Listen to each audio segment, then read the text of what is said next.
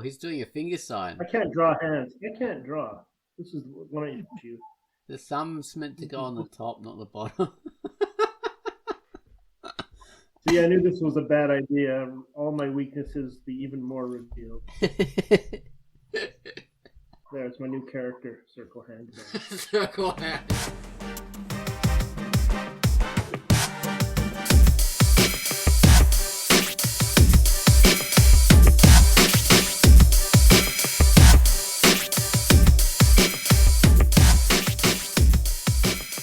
Hello and welcome to the Quackcast. This is the Drunkduck Quackcast, and I'm Ozone Ocean, and with me is Tanserine and Captain Bates. And Hello. Hello. This week we're talking about characters where the where adapters do not respect the source material, and so they poorly adapt characters into new versions or into their adaptations are crap because they don't understand the characters that they're adapting, or they don't care, they want to do their own thing, and yeah, so that's what we're talking about. So before we do that, we have to talk about the featured comic. So the featured comic this week was something that I did. So Rat Kids. I'm going to tell you about Rat Kids now. Hello, I'm Ozone Ocean, and my feature for this week was Rat Kids. There are little rat-like children with superpowers running around the cold winter streets of future Phoenix, Arizona. They're part of a despised underclass akin to the homeless and vagabonds who they sympathize with and help. Many years ago, a comet of extrasolar origin was destroyed on a collision course with the Earth. Fragments found their way to the surface and into the DNA of developing children, mutating their DNA in strange ways and giving them unusual abilities. Society and the government were quick to turn against them and regard them as less than human. Our story begins with a little rat kid person defending a homeless old woman from brutal security guards. The art is in full color in a wonderfully sketchy, idiosyncratic style that really grows on you. The story is action, drama, superhero. So have a look at this comic and see if you enjoy it too. There's quite a bit of story there. There's a lot to read, so quite a lot to enjoy. It is a comic by R.C. Ayers, and it's rated E for everybody. And that was the featured comic, which was Rat Kids, which I was telling you about. Okay, so next up we have the featured music, and Gunwallis has given us a great little theme. His theme this week was to Oi! Tales of Bardic Fury, which was a comic that Quai featured. So, I would describe this music as being a jangling, reverential, exotic, evocative sound of places far away, the smell of sweet spices, mulled wine, and cured meats on warm, breezy, salty air. So take it away, Gunwallis, with your theme to Oi! Tales of Bardic Fury.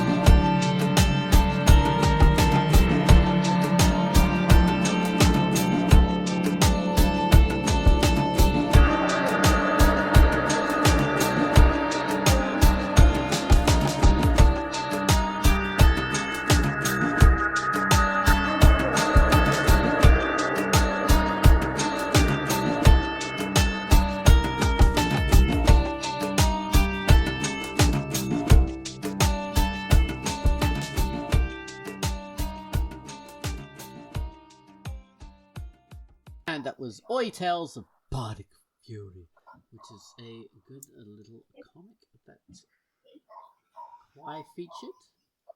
And it's a cool thing. So it's by Meow, and it's rated E for everyone. All right, let's get back to this such an interesting topic. So, I think the initiative behind this was the whole Henry Cavill fiasco about The Witcher, which is so that started out as a novel by this Polish guy, sort of like about I don't know this guy who's a witcher, and he goes and like protects the land against monsters, and these are monsters from mainly Slavic myths that are threatening the land, threatening the people, and he goes around and he kills them, and things like vampires and whatever else. Blah blah blah. It's a popular game. What's that? Monster Hunter. Yeah. Type story, very popular. And a bit of he is also like a monster hunting monsters sort of trope. Yeah. A little bit. He is. So so the game is quite faithful to the books, but the TV series isn't so faithful. And apparently Henry Cavill left because he was annoyed at how much it differs, and it's gone away from its roots, so to speak. And the audience seems to agree because, like, universally, the third season of The Witcher hasn't really been liked. The audience, I think, in the first season of The Witcher, that it wasn't very true to the books then either. It was a little bit more true, but we liked it because of Henry Cavill.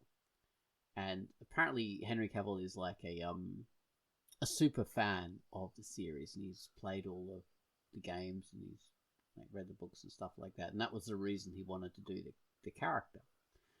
And yeah, we loved the series because of him, not because we loved the actor. Like I don't know. Like, did anyone really care about Henry Cavill as an actor?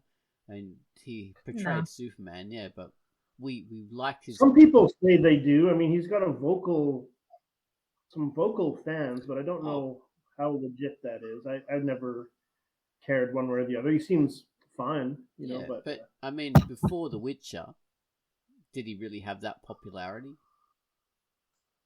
I don't know. But his portrayal of The Witcher sort of created that popularity from him because it was so, like, striking and fantastic. So I think that created his fan base, because his version of Superman was really, like, blah. But yeah, so after that betrayal, suddenly he's got this enormous fan base just because it's so iconic and so cool. Yeah, so he did a really good job. But yeah, the writers apparently did not respect source material or his character, and they're using it as, like, I don't know, like as a means for their own social activism or something like this. They're recreating, rewriting stuff, and not doing a good job. And that's a good example of how that attitude is detrimental to the property that you're working on. If you don't respect, yeah, it seems like that's been a trend for a few years, or definitely many critics say that anyway. That's kind of been a big part of what's going on lately with existing brands, taking them and changing them for some kind of cultural messaging, and then maybe not writing it very well, not doing it very well on top of it. And I guess this fight was happening behind the scenes with Henry Cavill fighting for the integrity of the original, stay true to the original product. It seems like that fight is not necessarily happening with other things before then. So, I mean, at least there's that. Someone was fighting back, and the thing is tanking. So, and we're getting a view into it, so Yeah. we know that that is actually what's happening in this case. So we're not just guessing. It's not like a made up thing. Yeah, sometimes maybe it's made up by people. A lot of times, to me, there's plenty of evidence that this is going on. But yeah, it is good to get confirmation though. So you say, okay, this kind of stuff, it is what it seems to be, at least sometimes. Yeah, it does happen. It actually does And I happen. guess part of that is existing brands or things that can get green lit. So those are the shows and movies that are made that get financing. I heard Rob Zombie say that. Like that's the reason he wanted to do Halloween. Is that that's what gets greenlit is remakes of existing brands. Getting original things greenlit is a lot harder. And I mean, there's a guy who this is going back a few years now, but who kind of changed the vibe of Halloween. I guess for what it's worth. I mean that franchise is kind of all over the place anyway. But yeah, Yeah, well, yeah, he did very much change it to his own like ideas. Do you like the way he changed it? no, not really. But I mean, I'm not really a super fan of that franchise anyway. I like the first movie a lot and appreciate it. Love the music. Love the icon, the Michael Myers icon, and the sort of suspense thing that the first one had. Really the first one is the one I like, and this is sacrilegious. I shouldn't even admit it, but I like H2O quite a bit also. Oh dear. Okay. Which is, I mean, you'll take away my horror union card for that probably, but I enjoyed that one. Most of the oh, and what was the one with the first one with Danielle Harris, the little girl? Part four, I think, was quite good. Um, I didn't even like the second one particularly, and the Rob Zombie ones. No, that didn't really. It's not my cup of tea. Right. Okay. Yeah. Well, I can't speak to the whole idea of a lot of horror films and their adaptations and different versions because I'm not really a fan, so I haven't really watched many. But I don't know. It's okay. So, all right, Shira. That was an adaptation, and they changed that character quite a bit into something else, and that was weird. Did you watch that, Tans? I didn't really quite watch it because I'll be honest, I didn't quite like it, the way that it looked and everything. But what I did watch, I think I would have enjoyed it more if it wasn't associated with Shira. First of all, they took a character that is a young adult, like early 20s, mid 20s, and they de-aged her to be pre-teen or early teen, very early teen, Yeah. and that changes pretty much everything. So you can't really. I would be fine with this if they also changed the whole dynamic of the show to fit the age, because having a general, or at least someone in charge of troops at Yeah, kid. preteen is not that it's not doable. However, you need a very special team, and she was not that. She was like your average clumsy, knows nothing teenager. So yeah, I would have expected something completely different than what I got, Yeah. and I didn't quite like it, but others did. Um, And they're wrong. yeah, beyond that, I don't really have much to say about it because I was not a huge Sierra fan growing up. So there are a lot of things that have been changed that I wouldn't even know about. I didn't really care in the sense that I didn't mind, not that I didn't like, about some of the changes to other supportive characters. Um, I don't know. I mean, it felt very much like it was for an audience that is not me, in the sense that they said certain things, they did certain things that to me feel very much like a script that appeals to certain people that are not me. I don't know how to say it. Um, yeah, but she was not Sira, in my opinion. This little girl. In shorts. Uh, yeah. Yeah, I thought it was pretty crap myself. I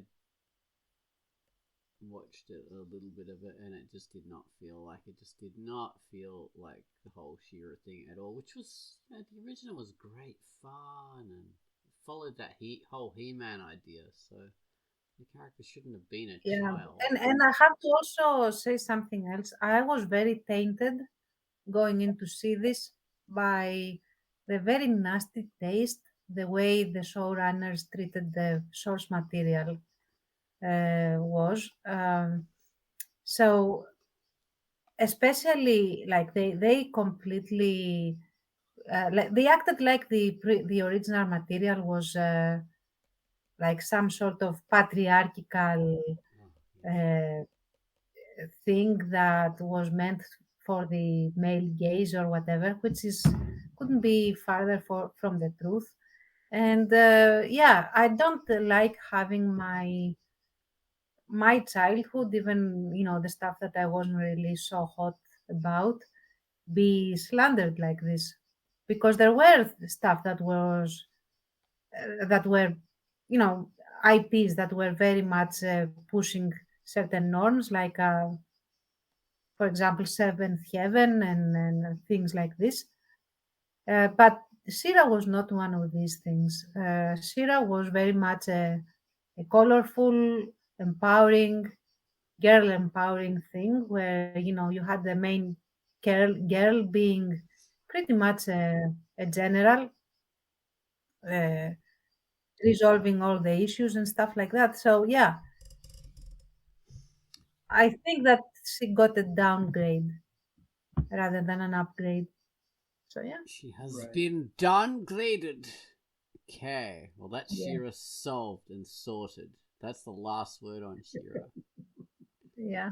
Well, I don't know. I mean, that's my opinion. If you like Shira, I'm really glad that you like her, like the new Shira. Ah, well.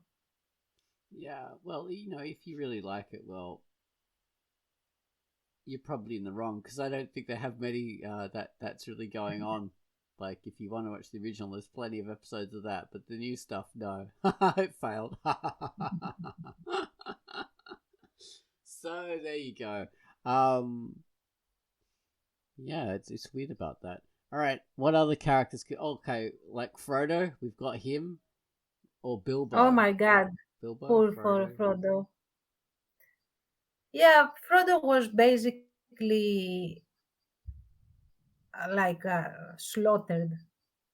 Uh, he basically his character was assassinated in the films, and I don't mean like he was very well portrayed visually and all of that. However, a very big element of Frodo's character, and I think something that captures the essence of Lord of the Rings is Frodo and his character arc, because he is a leader. Lord of the Rings is a discussion of leaders in a very big way, from Denethor and Aragorn to Frodo, because Frodo is also a leader. Yeah, he's a halfling. Yeah, he comes from a backwater area that is not in the midst of things and stuff like that. But that doesn't mean that he is not a leader in this. And he has an amazing character arc that shows his mettle despite being the halfling, the one that nobody counts on because everyone else is an elf or a human, and they do a gazillion things. And yet he comes through in ways that others don't. And the way that he's portrayed is like he's a sack of potatoes being hauled from one place to another, and that he's a coward that drops his sword in the face of the wraiths. I hate that scene. Like Weathertop is one of my favorite scenes in the books, and one of my most hated scenes in the movies. Because in Weathertop, the only reason Frodo is like survives is that he does not drop his sword, and he finds it. He has the guts to attack the wraith. Yeah, to defend himself. He attacks the wraith, and the wraith didn't expect it, so the dagger doesn't go in his heart, as was the goal, but it goes in his shoulder. So it buys them some time to save him. So what does he do in the movie? He gawks, drops his sword, falls back, and waits.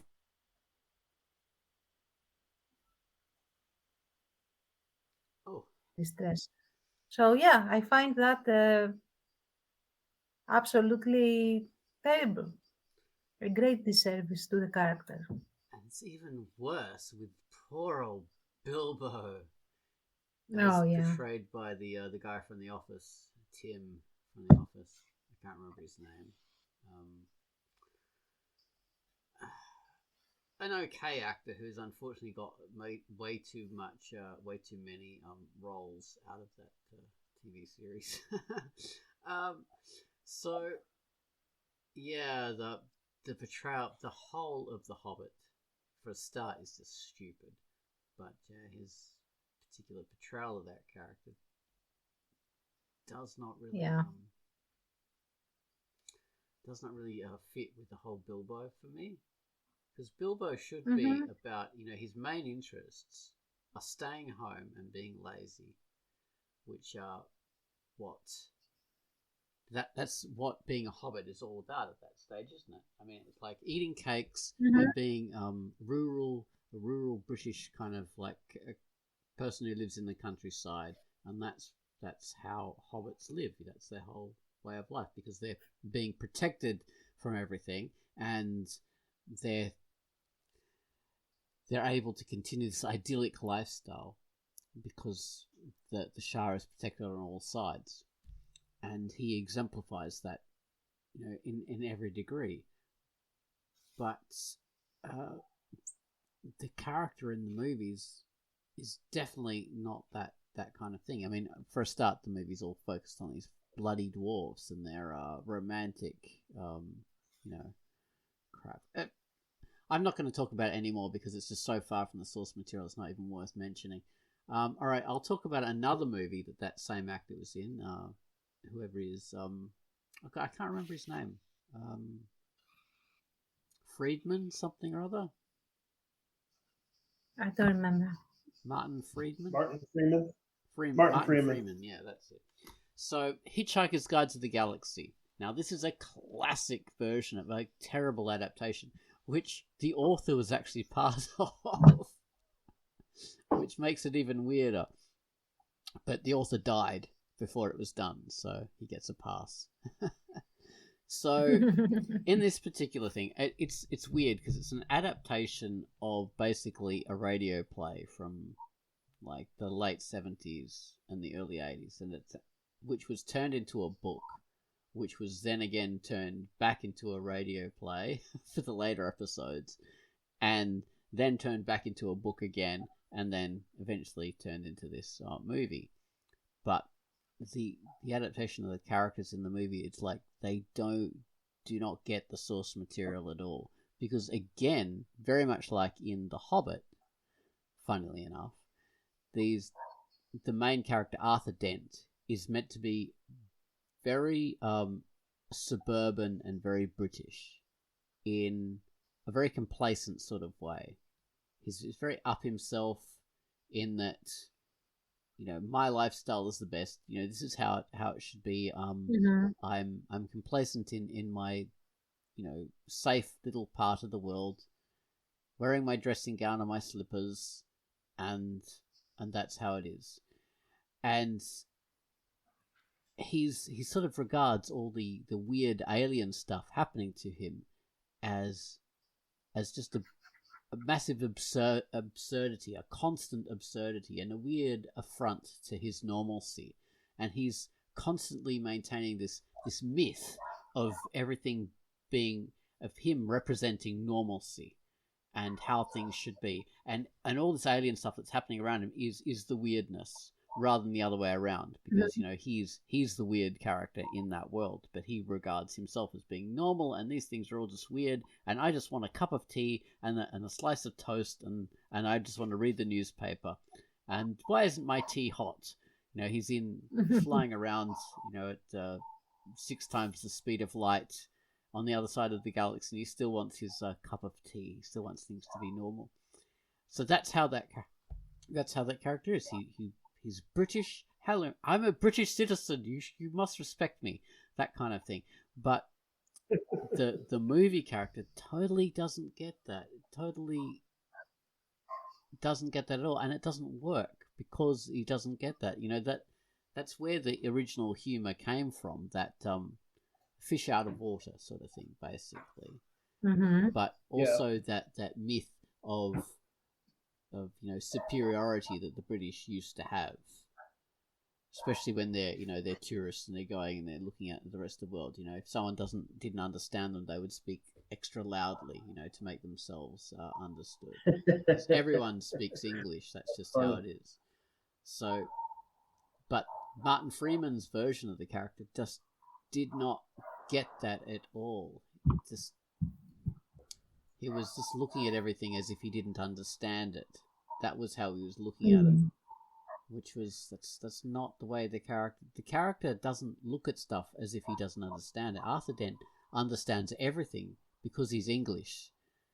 But he understands it in his own way. He thinks he understands it. That's how it's meant to work. It's not that he looks at things. Very insightful, man. I don't know if I would have been able to explain the book that way.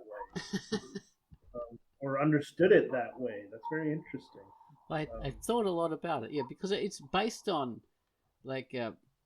Douglas Adams' experiences as a young man in Europe when he was traveling, backpacking across Europe.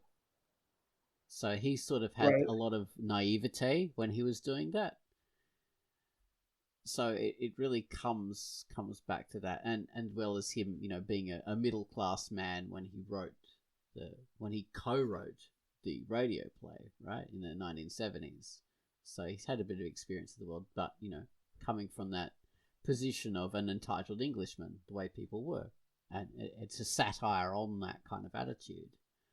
But the movie totally didn't get that, and with some of the other characters as well. So his best friend in the book is Ford Prefect, who's secretly an alien from Beetlejuice. Beetlegeist, but no one says Beetlegeist. Everyone says Beetlejuice.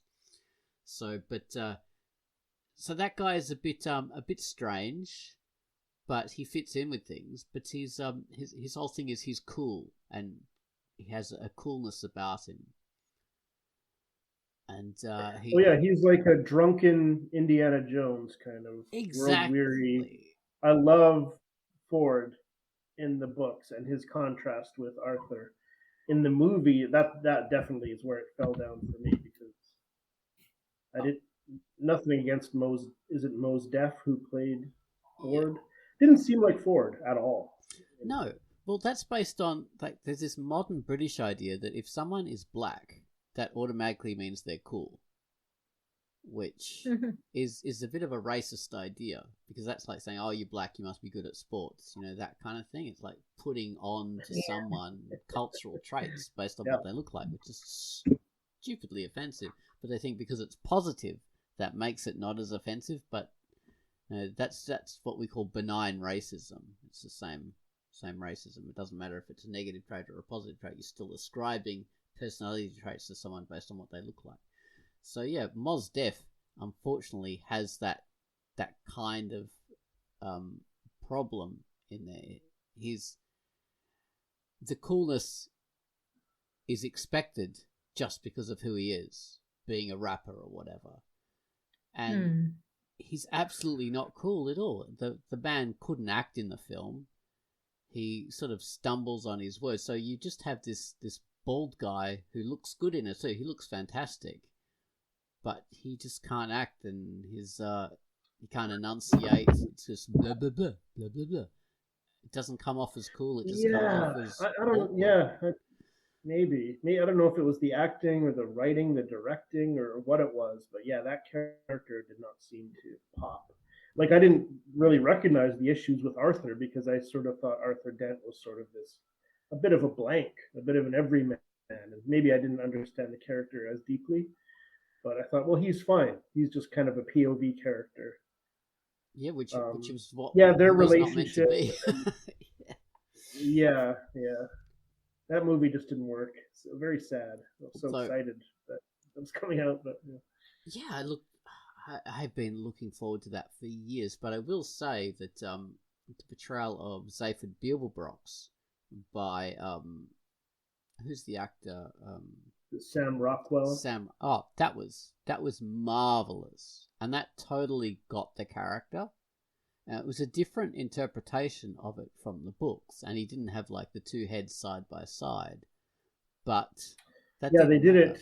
Yeah, that kind of thing. I wondered, how do you do that in a movie? His heads and his three arms. They actually did that pretty well in the movie. They did their own way of doing it, but the actual character and the way his attitude, like that, because Zaphod Beeblebrox, Rockwell just got it perfectly, or the writers wrote it for him. But I think it was more. I would say that was more Rockwell than the writers, because that is how the actor normally is, rather than how he's written to be. So yeah, he's got that chaotic kind of energy to a lot of his characters. Yeah, he does. So that Zaphod is someone who's super full of himself, just massively full of himself, but also half-brained. So he doesn't know why he does things. He just does them. Yeah. What a character. Amazing. And Rockwell just perfectly did that. He exemplified that beautifully. So that was one particular area where it succeeded, I would say. So, yeah. Yeah. He is amazing. Rockwell? So that helps. Or Beeblebrox? Yeah. Both, actually. I meant Rockwell. Yeah. But yeah.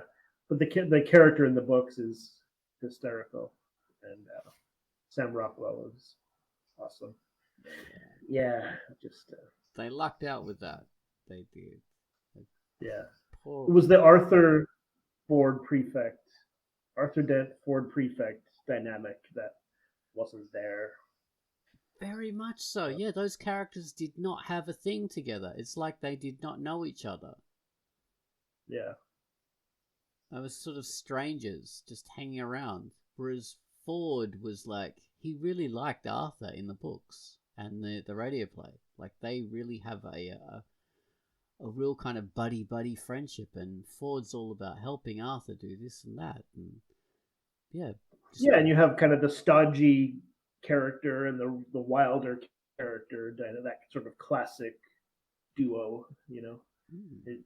And in the book, I've never heard the radio play, but like in the book, that's how it read to me. But the book version and the radio play are pretty much exactly the same. Okay. Yeah. But yeah, I mean, there are differences, but they're not in characters. They're differences in plot. Okay. Yeah. But yeah, that dynamic didn't exist in the movie at all. Even the brotherhood aspect between Zaphod and Beeblebrox. Zaphod? No, Zaphod is the same person. I meant Ford and Beeblebrox. Just wasn't there. Where Zaphod comes in, and Ford and Zaphod are kind of buddies, and they relate to each other in a different way, and they're partying and stuff like that. I only have vague memories of these books. I got to read them again. But that just the the dynamic with all the characters didn't really pop in that movie, sadly. So another example of terrible adaptation. Surprised they haven't. Maybe they have done it again, and I didn't hear about it. But like to adapt that into like a series or something. Did you see the maybe television they've done it, and I didn't know. No. Okay, yeah, maybe they're doing it all the time, and I just don't know. Oh well, they originally did a television series in the 80s. Okay, no, never seen it. It's only adapts the first book though. But yeah, it was beautiful. It had most of the actors from the radio play were in the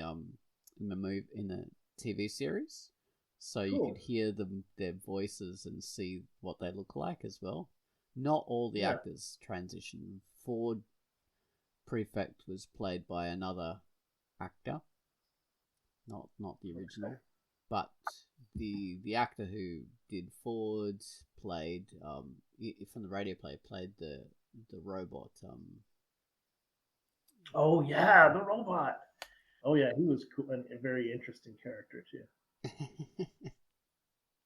the wet blanket to end all wet blankets. Yeah. Oh, he's beautiful, isn't he? Yeah. I want to read those again, man. Yeah, I haven't even thought about them in years, but they're marvelous. And there's Okay, so what's his name? The writer, Douglas Adams, became very fed up with them, and they became a bit of a millstone around his neck. So he took revenge and wrote this book where everyone dies, pretty much. Oh, but that's part of the series? Yeah. But I think he had a bit of a bit of a second thought, and they all come back again in a book after that. Oh yes. So they're retconned in like book 4 or 5 or something. Yeah, I vaguely remember that. Yeah. So there's a bit of weirdness, and there's various short stories that also play into it. And when he died, there were unfinished stories that became short stories. So, yeah, it's weird. It sort of fizzles out in the end. Yeah. But it's a damn good series anyway. Yeah, and I enjoy it. And the radio play takes on a life of its own in a very different way, because, like I say, it started out as a radio play, then became a book. Then it became a radio play again, and then it became a book again. So it's like leapfrogging. Right. So yeah. So there are characters that are adapted, literary characters that are adapted and adapted and adapted over the decades. Of course, we have our superheroes. We have Superman. We have Batman. We have all the Marvel. Readapted. We have Dracula. We have characters who are interpreted by different writers in different periods of time. And with sometimes it works. It's like staying exactly true to the original book is not always the right way to go. So, no, staying true to the original book isn't always needed, but I think what's needed is you should keep the characters' themes.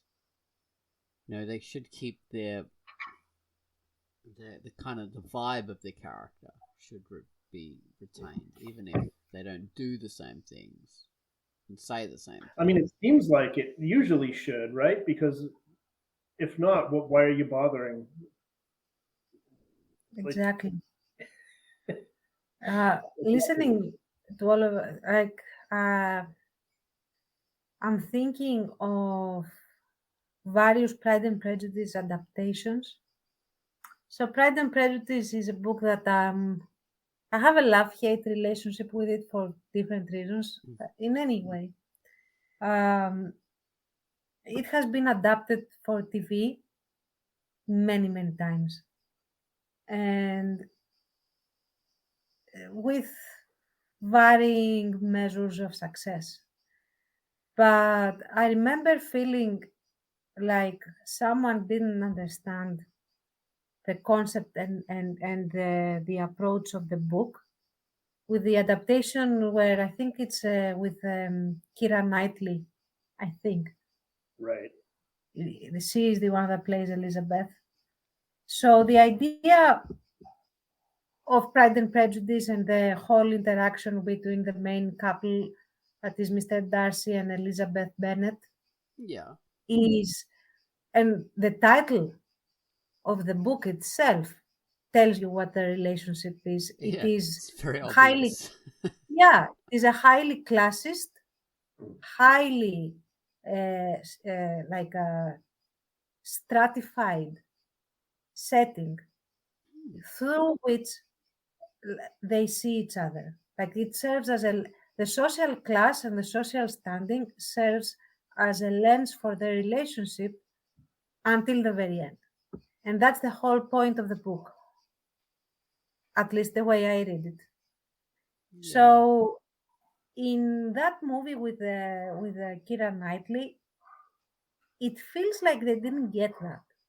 And you have a Mr. Darcy that is unrecognizable, at least as far I only saw it once a long, long time ago, but I still have this low-key disgust at what they did with the character. Because he, like, what are the adjectives that you associate with Darcy except rude? It is that he is poised, that he is very much a product of his class, and that he is like prim, proper, everything that screams propriety and conformity, right? Yeah, he's snooty and a bit of Yeah, a dick. yeah, He really is. He's a dick. yeah. He's a dick, and yeah, he's a dick with a heart of gold.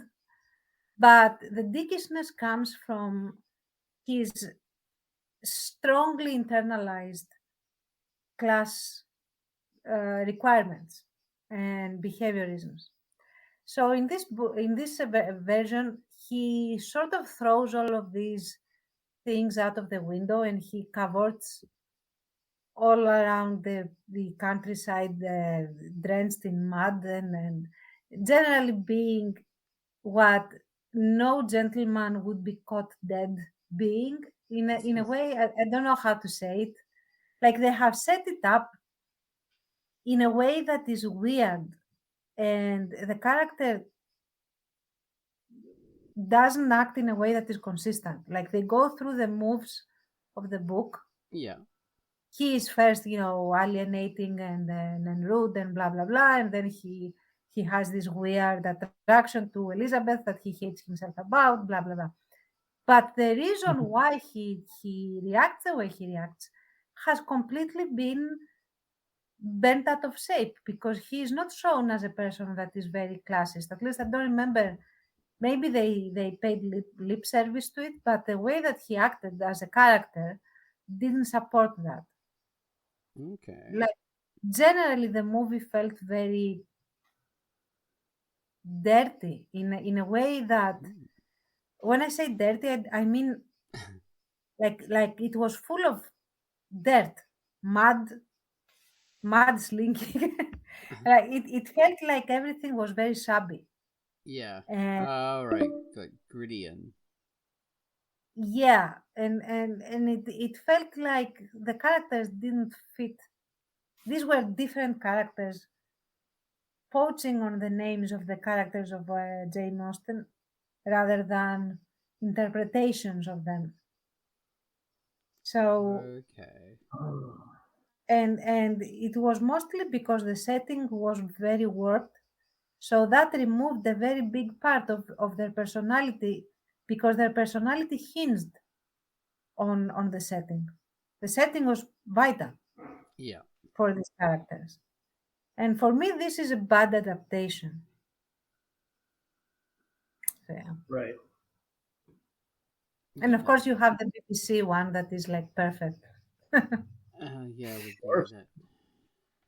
the attractive actor who's no longer so attractive, but yeah. I see what you mean.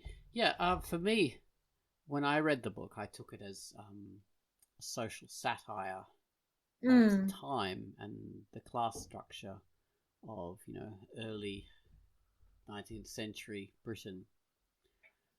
And that's what it seemed to me, not really a romance the way people like to portray it now. It just didn't seem like a romance at all. It just seemed like a satire on the idea of romance in that class and the requirements that people that they're stuck into, unless these daughters get married off to someone wealthy or well placed Mm-hmm. in society. Well, then they're buggered, and then their life won't be very good. And they're sort of trapped in this system. And so it's Pride and Prejudice very much. That's the title sort of gives away the fact that it's not meant to be like a realistic story. It's stylized Yeah. in a certain way, and I really enjoyed it. It's one of my favorite stories. But yeah, to not get that in an adaptation is very blind, very tone deaf, I think. Yeah. I can't Uh, remember the Keira Knightley film. I think it was Keira Knightley in it. With Alan Anyway, it Rickman. is the most. Yeah. Sorry.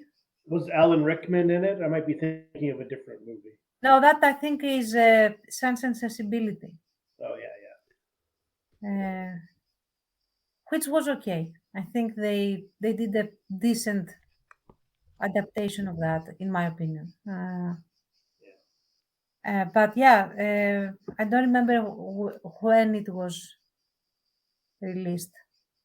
But yeah, eh, because it is all of that, if you take away the setting or if you don't allow the setting to be a character, the way it's like the setting is a character in and of itself in most of Austen's books, but especially in Pride and Prejudice.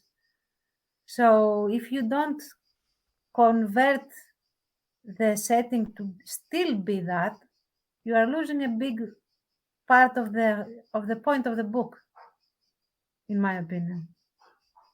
Always. So yeah, Very that much was a so. yeah. The setting is the entire point of the book. Without the setting, you may as well not even do the story, because the Hmm. characters are subservient to it. Absolutely. Yeah. So yeah, and that's a very it good point, doesn't Tars. work. Like they have blurred the social class distinction. Oh At my least god, that's how really? I remember it.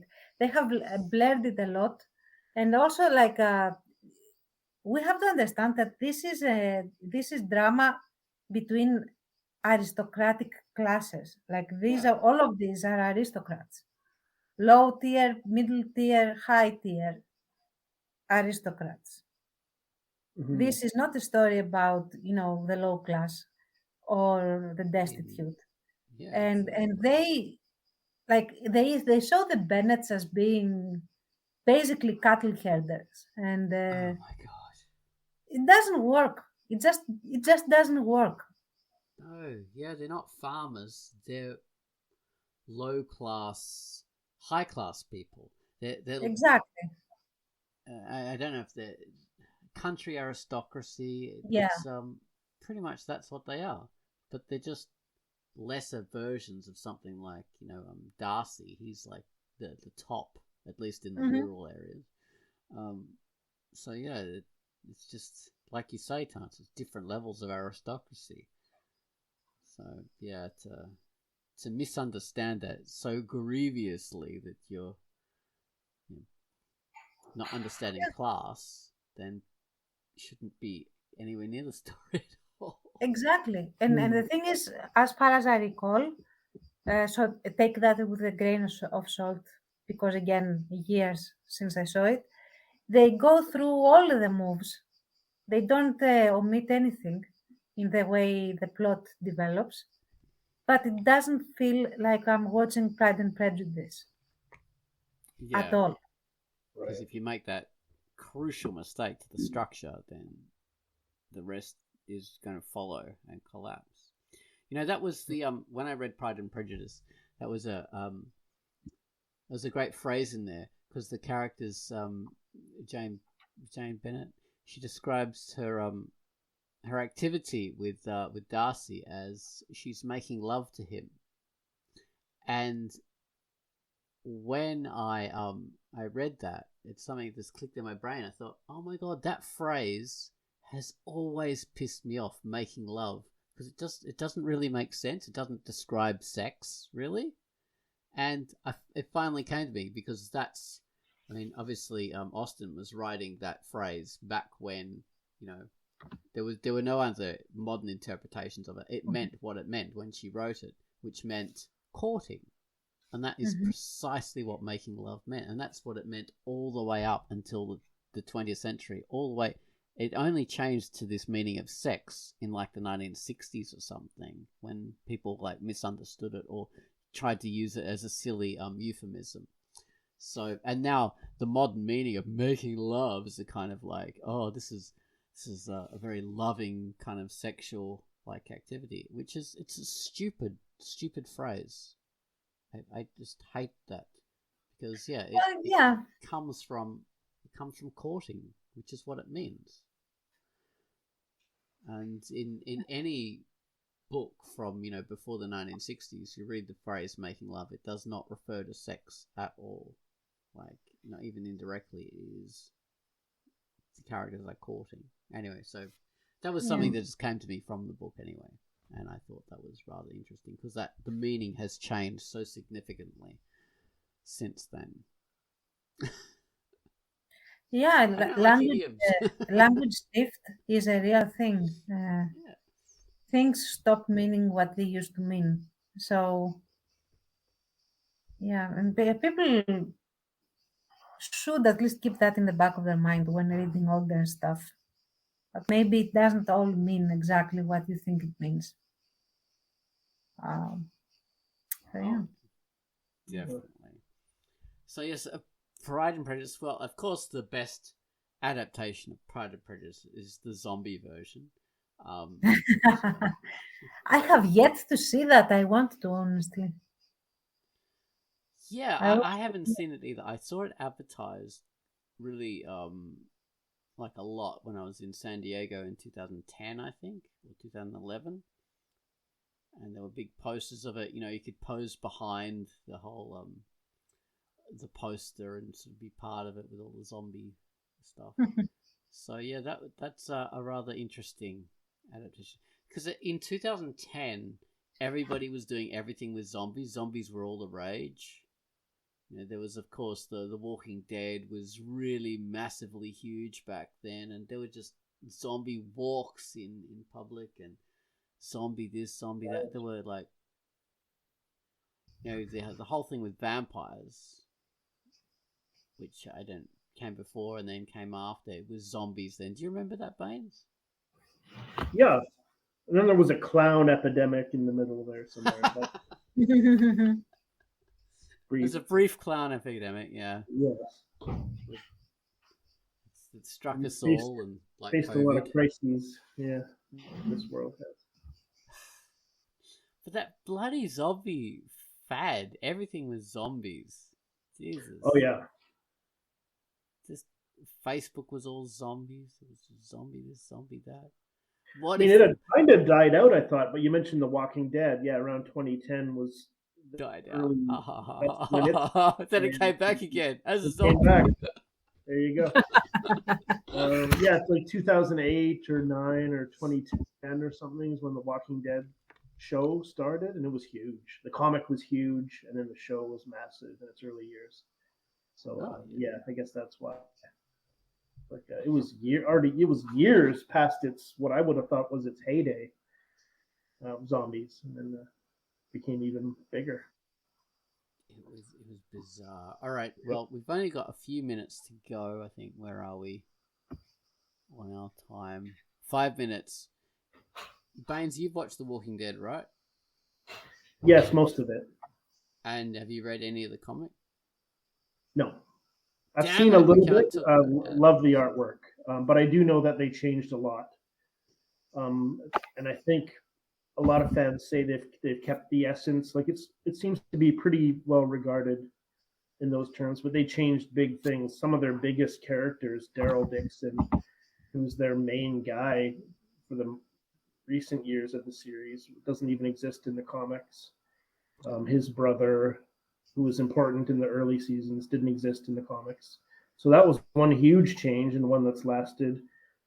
I think the character Andrea in the comics, her story ended up being given to Michonne in the show.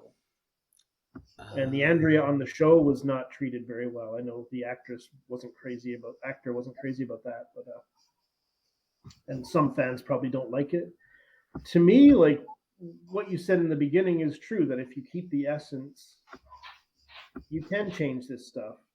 And some hardcore fans might be upset, but I think most won't if you keep the essence of the characters, the bones of the story, the sort of vibes, I guess, or the DNA.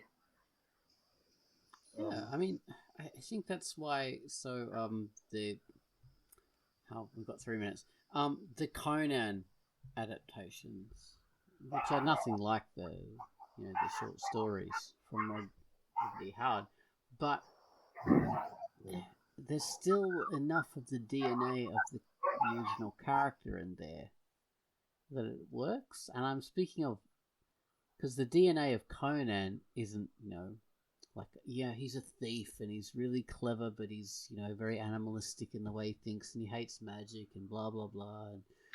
But the real DNA of Conan is just someone who prevails through physicality over everything. And that's it. Just strength of will. Strength of will. He's basically the Ubermensch from, whatchamacallit. But he's rough, he's rough and raw. And yeah. There's probably stuff like that is important to the character. He's uncivilized. Right. That's barbarian. Barbarian would be king. Exactly. And so even though the character was not literally the same, in the specific regards, just because he had that essence, it worked. And that's turned out to be a really excellent film, Conan the Barbarian. So, yeah. Well, before we end, I have to mention Wolverine, who in the comics is 5'3". In the movies is 6'4", Hugh Jackman. And I mean, I hear almost no one complain about those changes, because that is one of the best adapted comic book characters, superhero characters there is. Yeah. Wonderful job. And those early X-Men films, like the best X-Men films, are super well done for capturing the essence, even though it changes a lot of details. Some of them are terrible, but there are a few. The few good ones are very, very well done on that level. And apparently he's gotten even better, because now he's got the right suit. I haven't seen that movie. But it hasn't come out yet. Yeah, next year, I think, or the end of this year, Deadpool 3. With the Wolverine comic book suit. Yeah. Wow, I cannot wait. I'm glad he's doing it again, man. He is amazing as Wolverine. And we're about to bring that up. Yes. Bye, guys. Bye. Bye.